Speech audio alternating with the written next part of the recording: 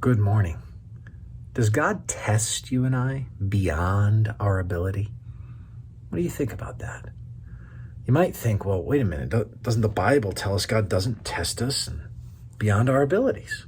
Well, here's what we read in 1 Corinthians 10, verse 13. No temptation has overtaken you that is not common to man. God's faithful, and he will not let you be tempted beyond your ability. Okay, but we have to keep reading the rest of the verse.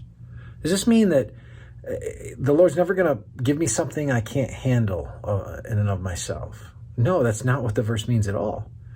Guess what? The Lord allows things in my life that, left to my own devices, I won't be able to handle because he wants me to depend upon him. That's the reason he sends it.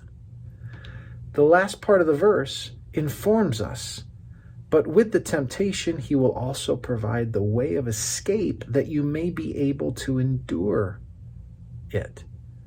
He provides the way of escape because he moves in our life and helps us so that we can endure it. It's only through his provision that we are able to endure it. People quote this verse almost like a reassurance that, hey, things can't get too bad. God will never test you beyond what you're able. He'll never tempt you beyond what you're able. So it's not going to get too bad. It's God's guarantee that you get this threshold and it'll never get worse than this. That's not what the verse is saying. The verse isn't a cap on somehow what God will throw at you in your life. It is a statement that when God permits or causes things to happen in your life, as a believer, he has afforded you every resource available to come alongside you, right? In fact, the verse before it, he says, listen, you got to be careful, he says.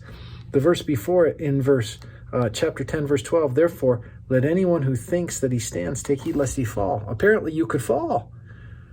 Well, he says, pay attention, be careful that you don't fall. How do you do that? You depend upon God, right?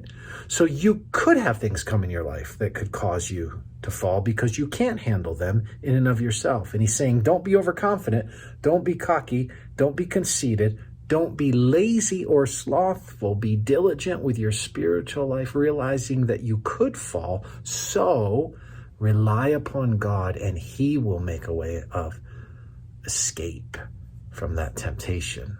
He'll make a way of endurance through the testing, a way of escape from the temptation. But it's his provision for you. It's his equipping for you. It's his work in you. It's his spirit causing you to be able to endure. Left to your own lights, left to my own lights, I will fail. This is not a verse about God capping what he's giving to us. It's an exhortation that you better depend upon God at all times because he's the only way you'll make it through. Take care.